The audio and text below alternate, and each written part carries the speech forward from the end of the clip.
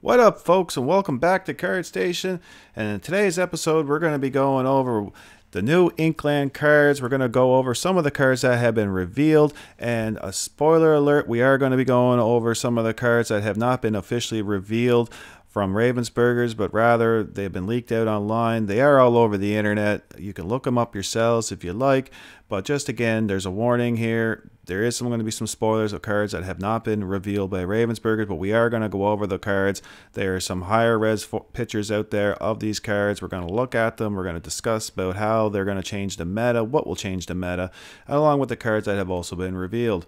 So just want to point that out. There will be some spoilers. I know there's people out there, they don't like to have things spoiled. They like to wait.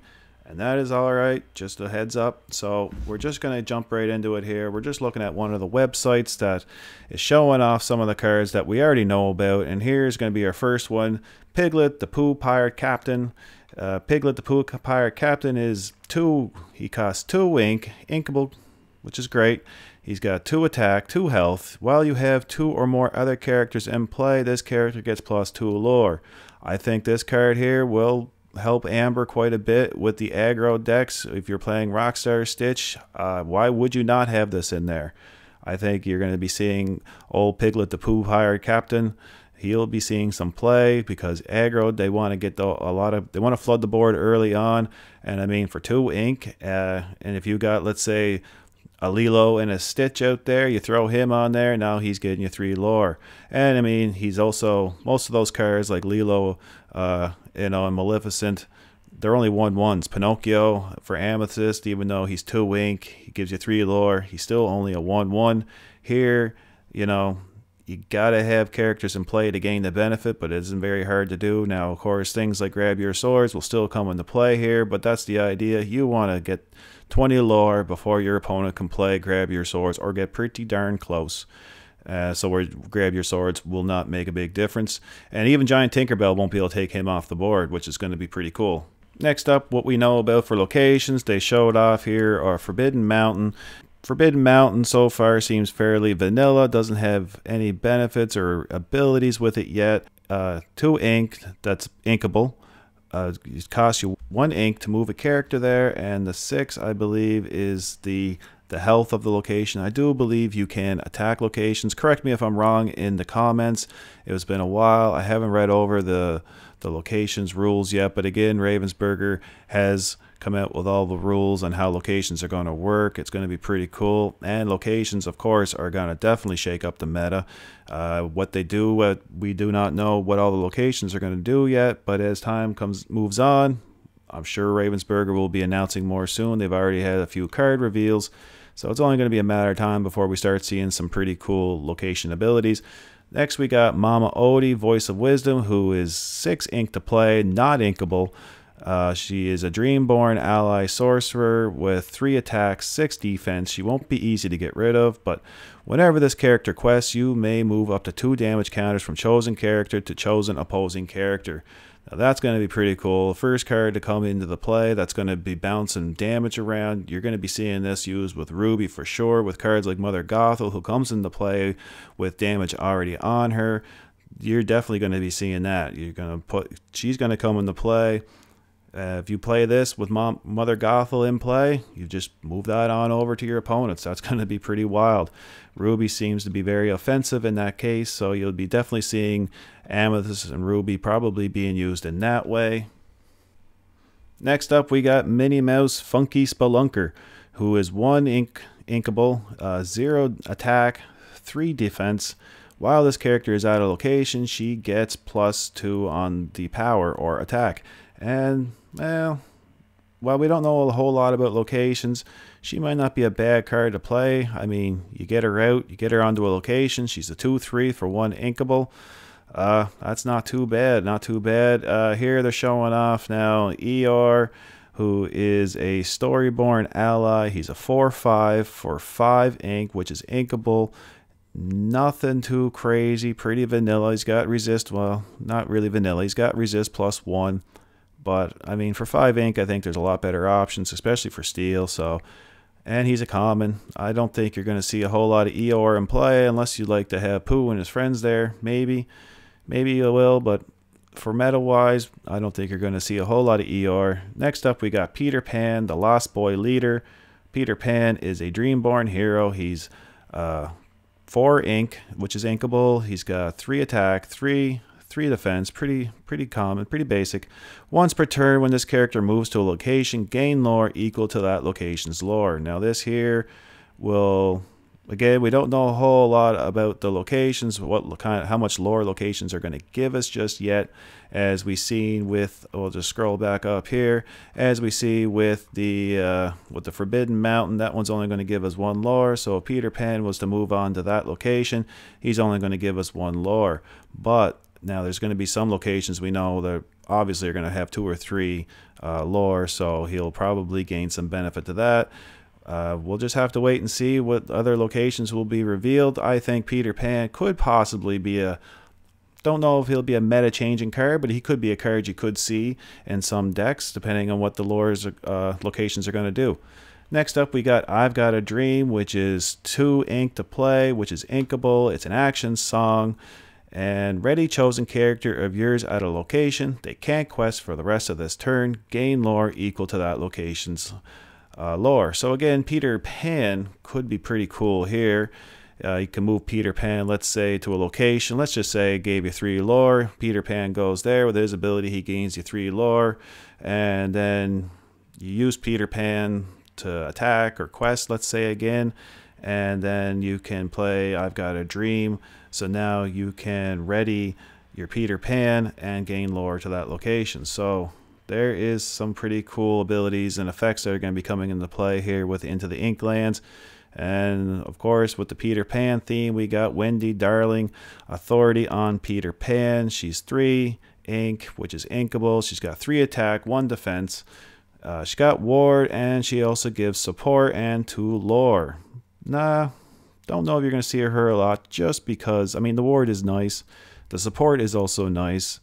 The 1 defense, she'll be pretty easy to take care of. She's a better Philocities, basically. Philocities, I believe, is pretty much the same thing. He's a 3/1, has support, does not have the ward, but only gives you the 1 lore, I do believe, if my memory is serving me correctly here.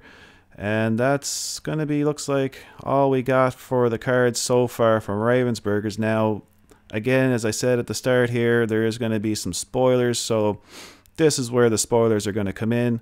So up to this point here, if you don't want to see spoilers, I would highly suggest maybe to, you may want to just end right here. And if you don't mind spoilers, stay tuned, because we're just going to jump in right now to the other spoiler page here. Now this is .gg website here. We're just going to look at it here because they have some pretty nice images of the cards.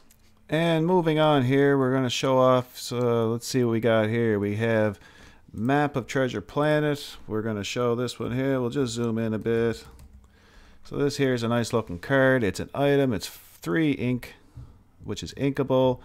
You can exert this item. You pay one ink less for the next location you play this turn.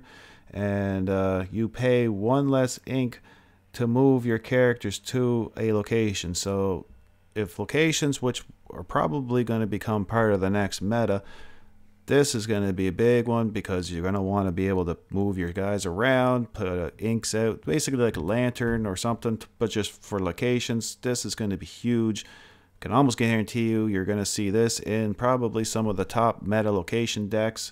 How much of an impact our location is going to make on the meta, we're still unclear, but at this, if they do make an impact, this will be probably a pretty good card. And it's also inkable, so that is a big bonus. We have Peter Pan, who's a Floodborn hero for Ruby, 4 attack, 5 health. He's a shift 4, he's got evasive, and whenever he challenges a pirate character, this character takes no damage from the challenge. Probably not going to see a whole lot. Pirate themes aren't really a meta thing. Could be something for around the family, around the house, with the family, you know, or down at your league nights. But again, ain't going to be anything too crazy. Cursed Merfolk. I like to hear the name Merfolk. Reminds me of back of the old school Magic days. For 1 ink, which is not inkable, he's a 0/1, and whenever this character is challenged, each opponent chooses and discards a card, and he also gives you 2 lore. Now this I like just for the old-fashioned discard decks with the Prince John. This could be something you're going to see in some metas if you're going to have anything that's a discard deck. I mean, for 1 ink, giving you 2 lore for Emerald is going to be pretty cool, and they're also going to have to discard if they want to get rid of him. So you're going to be really putting your opponent into a position there. You're going to, first turn, you play this, you're getting 2 lore right off the hop. They're going to want to get rid of it. Now, if they're not playing with something like, let's say, Steel or Ruby, they're going to have to attack them. And that's going to help you draw cards if you got your Prince John in play. And let's see, then we have Mona, who is 5 ink to play, inkable, which is always a bonus, 4 health, 4 attack, shift to 3. Whenever this character quests while at a location, ready all other characters here. They can't quest for the rest of this turn. So again, this is going to be boosting up your location, all your characters at a single location. You can have more than 1 character at a location, and she's going to be giving you 2 lore. Nothing wrong with that. And so again, it's going to be really boosting up the locations for the meta. They're going to be huge. I'm almost sure of it. So be ready for that, ladies and gents, because there's going to be a pretty big shakeup, I think, once the locations come out here. Next up, we got Helga Sinclair, who is 2 ink, inkable. She's a 2/1. When this character is challenged and banished, banish the challenging character. Don't know that's going to be anything too crazy. For two ink, not bad. It helps keeps the opponent pressure on your opponent. Don't think she's going to shake up anything too crazy for the meta wise, just because she's only giving you the 1 lore. I do believe Emerald has better options out there, like Cheshire Cat, who's going to give you 2 lore, or you got Flynn Rider, which makes your opponent discard cards. And then you got Cuzco. Of course, he's 5 non-inkable, but I mean, Cuzco, again, he gives you 3 lore. If Helga Sinclair gave you 2 lore, maybe, but again, Cheshire Cat, although Cheshire Cat is 3 lore. Next, we got Mufasa for Steel. He's a Storybone, Mentor, King. He's a 3/10, 3 attack, 10 health. Wow, 10 health. Second card now to have 10 health. Goofy was our first from Rise of the Floodborn. So now we got Mufasa. The Steel is beefing up their defense big time. Going to be hard to deal with if you're not using, let's say, Sapphire or Ruby, which has ways to make your opponent put cards into their inkwell, like Hades or, you know, Banish. But it gives you 3 lore, too. He's 7 ink, which is inkable. Expensive to play. Maybe all right in the ramp deck. 10 health, he's going to be hard to deal with. Don't think he's going to make any big splashes. No big splashes into the meta, just because he's pretty vanilla other than that. And the 10 health isn't overly scary for a lot of people, because a lot of times you're playing against Ruby or Sapphire, and like I said, they have pretty easy ways to deal with that. Next up, we have for 4 non-inkable, we have a Starlight Vial, which is an item.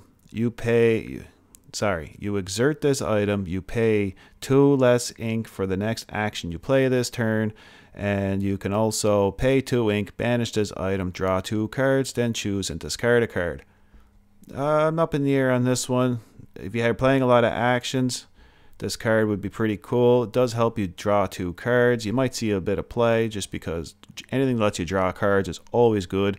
And I mean, it's got two benefits, right? So you put her into play, and if you're playing items, you can just exert this card with no other cost, just a tap of this item, and you can now pay 2 less for your next action. That could be really good in a actually, I could see this actually doing not too bad in a Sapphire Popsicle deck. You want items to discard for your Haver Flavor Sham, you can have this in play, and if you're playing any actions with your Sapphire or even with your Emerald, it'll help make it cost less to play, and you can also draw cards if you need to. If you're not having any luck, you may have to draw two new cards. This could help out. We'll see what happens. I don't think it's going to change the meta. It's not going to be anything too drastic, but it's definitely going to help Emerald out a little bit, I think. I think it'd be pretty cool to see in a Sapphire deck. And here again, we got the Mufasa. We already seen him. Then we have Morph. Now, Morph's got a pretty cool ability. He's 2 inkable. He's a 2/1, 2 attack, 1 health. He's not very strong, but this is pretty cool. I like this. He's a Storyborn ally alien, and he's got this ability called Mimicry. You may play any character with shift on this character as if this character had any name. So you could put your you could shift your Knight of Cinderella on here. You could shift your giant Tinkerbell on here. There is some pretty cool possibilities, and I think this will be pretty cool. Now, I think you're going to see this in a Emerald Steel. If you're going to see this anywhere, it'll be Emerald Steel. Why not? There's so many options you can do with this card. This card is kind of sick, and I think so anyways. What do you guys think? Leave a comment down below. What card do you think this will be a card that's going to make a big impact? I don't know. I think it's going to be pretty cool. Definitely for Emerald, it's going to be pretty wild. And please don't forget, if he's liked this so far, smash the thumbs up button, ring the notification bell, leave a comment, and subscribe to our channel. That would be awesome. And next up, we got everybody's favorite. Everybody loves Pluto. We got Pluto coming in. His first appearance here in set 3. He's going to be 7 to play, 7 ink, which is inkable. He's not going to be a small little puppy. He's got 3 attack. He's got 8 health. He's a shift of 5, so which means we're getting another Pluto. It's going to probably be a cheaper version. But we know we're getting another Pluto. He's got bodyguard, and he's got an ability here at the start of your turn, remove up to 3 damage from this character. So again, obviously he's with Amber, and he's sticking with that the Amber theme of healing. So he is going to be kind of a cool card. May not be the easiest one to deal with. Don't think he's going to make any big splashes in the meta. The shift of 5 is cool. He's a bodyguard and he heals, so that's going to be pretty cool. And at the start of your turn, you can remove 3 damage from him. So he is actually going to be a pretty cool bodyguard. I think if you're going to see a bodyguard hit and play with the 3rd chapter, it's definitely going to be Pluto. We're going to have to wait and see what his smaller version is going to be, but that is a pretty cool Pluto. And I love the artwork on that card too. I love how he's got the cape. He's standing at attention there. He's all ready to go. He is a dog on a mission. Next up, we got Captain Hook, who is 5 ink, which is also inkable. He's got 5 attack, 4 health. His ability here, Nemesis. During your turn, whenever this character banishes another character in a challenge, ready this character. He can't quest for the rest of this turn. And he's also got another ability here. Characters named Peter Pan lose evasive and can't gain evasive. That second ability isn't going to do anything too crazy. Not like you see a lot of Peter Pans running around there. Unless you're sitting around home or at league nights and you're just having friendly games. But nothing too crazy there. His first ability, whenever this character banishes another character, ready this character, he can't quest. So he's going to be good for offense.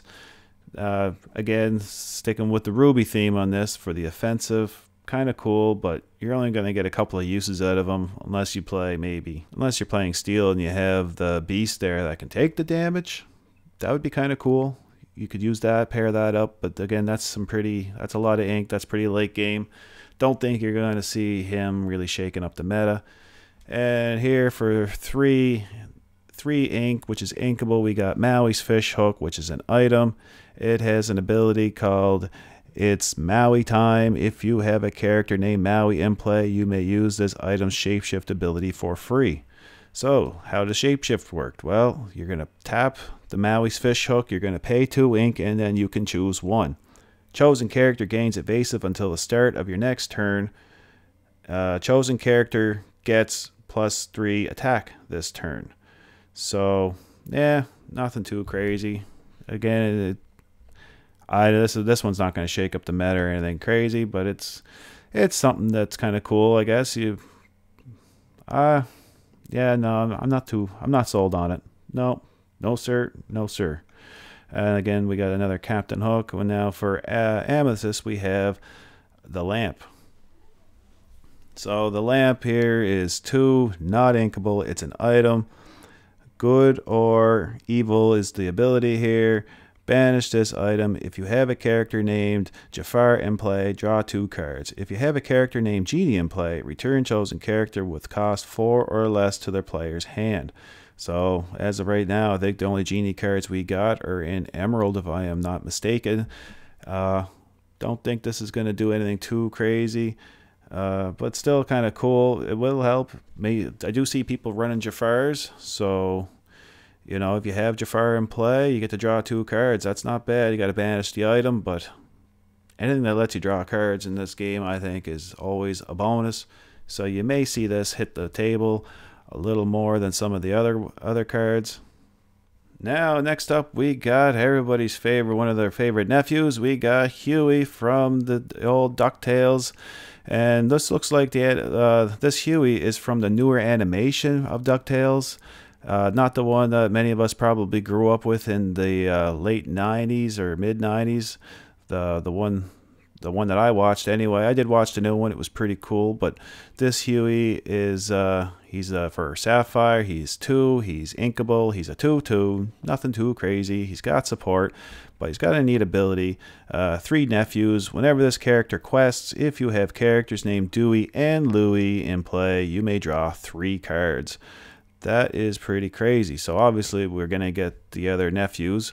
What their abilities are yet, we do not know. But that is pretty crazy. If you can get them all in play, whenever he quests, you get to draw 3 cards. That will be insane. Now imagine trying to pair this up with the Popsicle deck. If you have watched one of my previous videos, we did a all Sapphire deck, just the one color, and it actually didn't do too bad. It gets a lot of ramp. Of course, he only gives you the 1 lore, but that is some pretty cool ability there, getting to draw 3 cards. Next up for Sapphire, we have Mama Odie, Mystic Maven. She's Storyborn Mentor. She is 3 ink, not inkable, 1 attack, 3 defense. She got an ability, this going to be good. Whenever you play a song, you may put the top card of your deck into your inkwell face down and exert it. And there it is, some more ramp for Sapphire. That is not going to make a big deal. I don't think you're going to see that played a whole lot. There's other ways to get ramp, I think, and I'm sure there's going to be more coming with set 3. And it's not like you play a whole lot of songs with Sapphire. Maybe if you're running Sapphire Steel. Don't think she's going to be meta changing. Huey, on the other hand, there could be some meta shift going on with that, because I don't know, getting to draw 3 cards, that's pretty awesome, you know, if you can get the other 2 in play. It's only a matter of time, though. We got to see what the other 2 are, I guess, before we can make really any big assumptions. But in the meantime, that is a pretty cool card. Next up for Steel, we have Gustav the Giant, 3 inkable. He's a 6/6. He's a pretty big giant. He's a Dreamborn villain. He's got an ability all tied up. This character enters play exerted and can't ready at the start of your turn. So he's going to be coming in. He's going to be wide open for the attack, I guess, because he's a big guy. He's slow. He comes in. You can hit him right off the hop. However, he's got an ability, break free. During your turn, whenever one of your other characters banishes another character in a challenge, you may ready this character. So it looks like he's going to be, if you don't get him off the board quick, he's going to be hitting. He's going to be hitting hard, and he's going to keep coming until he's down. He will be a way to help clear off the board. Don't think you're going to, well, then again, for 3 ink, a 6/6, that is kind of gross. You may see him hit the table a little bit. I could see some uses with that. Ways to, you know, you play him. Wow, that is actually kind of gross now that I think about it. You might actually see it. That might actually see some play. It will be pretty cool either way. Next up, we have Audrey Ramirez.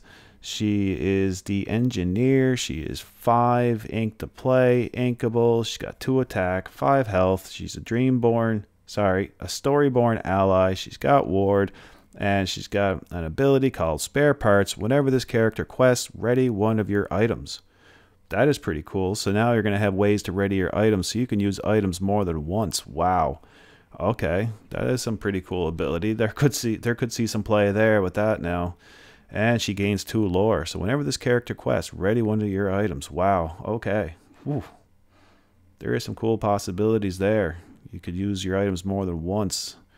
There's lots of cool items out there. That is pretty wild. And we're just going to keep moving on. Next up here we have another, looks like, well, it's an action. It's got a little hook here on the card art. He's a 4, not inkable, and ready all your characters and deal 1 damage to each of them. Wow, They can't quest for the rest of this turn. Oh boy. Deal 1 damage to all your characters, and you can ready them all. Okay, there's some pretty cool possibilities there. Maybe using Maui and wow, Tinkerbell. Like they can take the hit, and then you ready everything. Ooh. Everything's taking 1 damage, but that is not a bad card. Maybe for the late game, I could see that being used in Steel Ruby decks. That is pretty cool. Next up, we got Lucky for Amber, the old little pup here from 101 Dalmatians. He's not a bad sized puppy. He's got 2 attack, 3 defense, and he's got a couple abilities here. His first one is called Good as New. Exert this card. Reveal the top 3 cards of your deck. You may put each character card with cost 2 or less into your hand. Wow. Put the rest on the bottom of your deck in any order. Okay, well, that could go cool with the Piglet. And again, as we were saying earlier on, the Piglet there that we were looking at, and with your Lilos, and yeah, there is some pretty cool ability there. You can actually really help ramp up that lore, get those cards out quickly. And he's got another ability, Puppy Love. Whenever this character quests, if you have 4 or more other characters in play, your other characters get +1 lore this turn. Wow. Okay, that's going to really go well with Piglet, I think. He's 4, he's not inkable, but man, that's kind of cool. So you get Piglet into play, and you got more than 2. You're going to get 3 lore off Piglet for 2 ink. And then if you got more than 4 characters, I'm seeing a Rockstar Stitch comeback here is what I'm kind of seeing. Again, what do you guys think? Leave a comment down below. What do you think is going to change here? Do you see any big changes in the meta? Would love to hear it. I mean, I'm just going off my opinions. Love hearing other people's opinions. My opinions don't matter. Just stating them out there. This is what I think is going to change, and whether you agree or disagree, leave a comment. But I think Rockstar Stitch is going to be pretty cool come the 3rd chapter here. And next up for 4 inkable, we got Bernard. And he is a brand new agent. He is a 1/5. He's a Storyborn hero. 5 health. That is one heck of a mouse, man.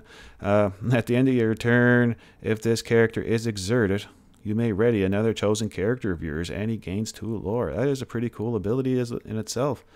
Wow. I think you might see some play with that for 4. He's inkable. He gives you 2 lore. At the end of your turn, if this character is exerted, you may ready another chosen character of yours. Yeah, that's pretty cool. That is a pretty cool ability. I don't know if it's going to change the meta, but it's still a pretty cool card. And next up, we have Baloo from the old Tailspin cartoons, another popular one we used to watch right after the old DuckTales show. He is a 0/3. He comes into play. He's got Bodyguard. He's a Dreamborn hero. He pay 3 ink to play him, not inkable. And he's got an ability, Let's Make Like a Tree. When this character is banished, gain 2 lore. I like that. He's Bodyguard. That's a good Bodyguard, because he comes into play. You have to hit him. He's going to protect, let's say, your Piglet and your, I don't know, Lilo, your Lucky, and you're going to have to attack him. And once he's gone, you gain 2 lore. That is pretty cool. He's a 0/3.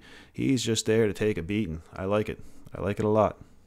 And next up here, we have our Peter Pan. We already looked at that earlier. That is one of the cards that Ravensburger has shown us. Beside Peter Pan, we have Rafiki for Amethys. He's 1. He's inkable to play. He's a 0/2. He's got a challenger of 3. Not bad. For 1 cast, he's a 3/2 when he challenges. That is pretty cool. And he's got an ability, Ancient Skills, I believe that says, whenever he challenges a hyena character, this character takes no damage from the challenge. Not like we see a lot of hyenas, at least not yet. Again, that is not going to do anything too crazy. Let's see. Next up, we got the Heart of Tefiti, which is for Sapphire. It's 3. It's inkable. It's an item. Love seeing items for Sapphire just because of the popsicle decks with Hiram and Judy Hopps and Nick.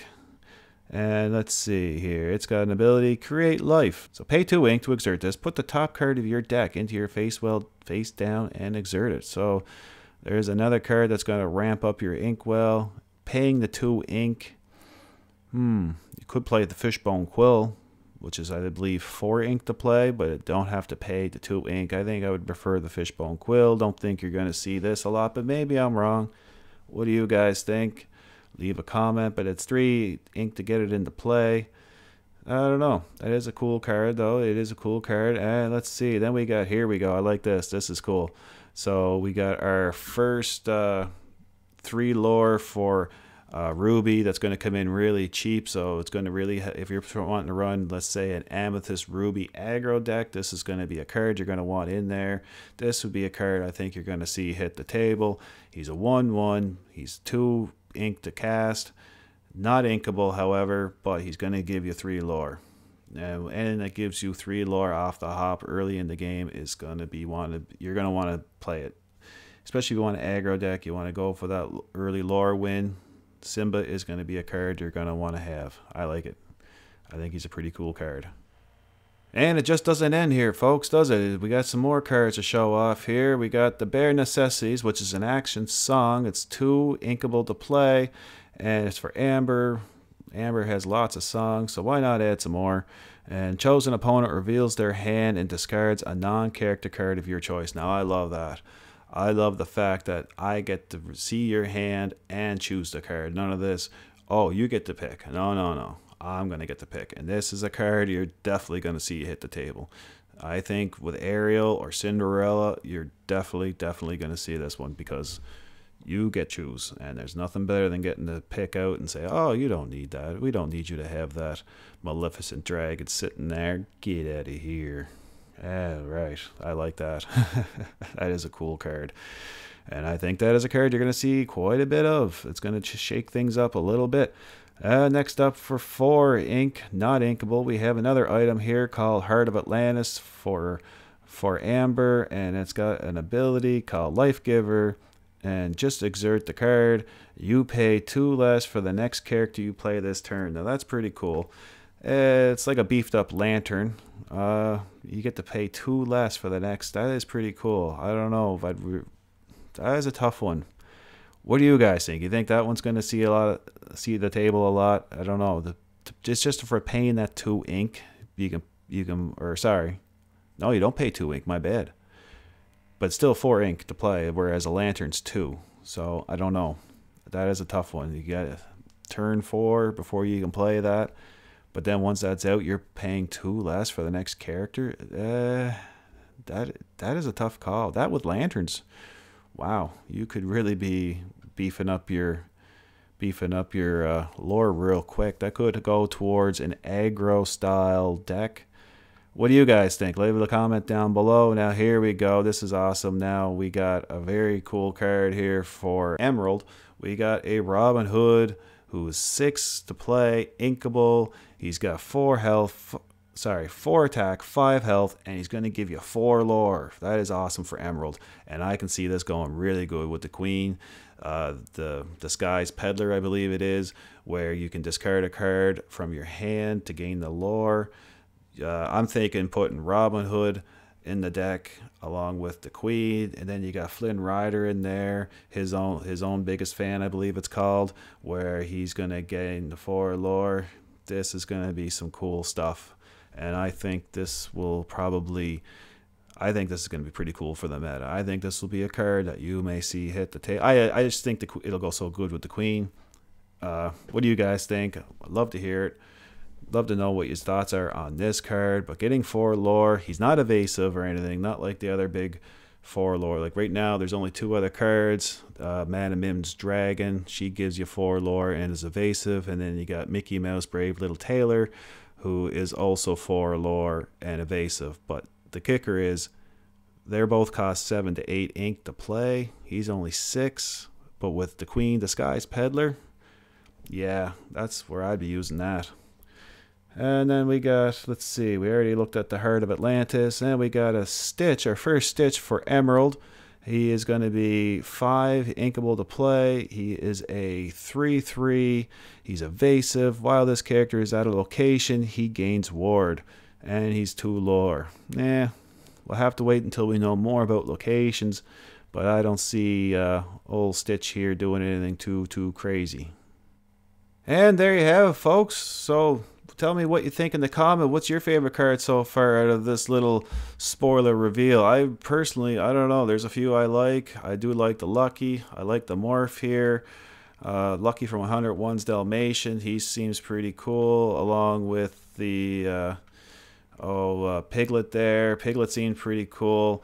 Tell me what you think in the comments. What you think is going to be any big hits, big misses here.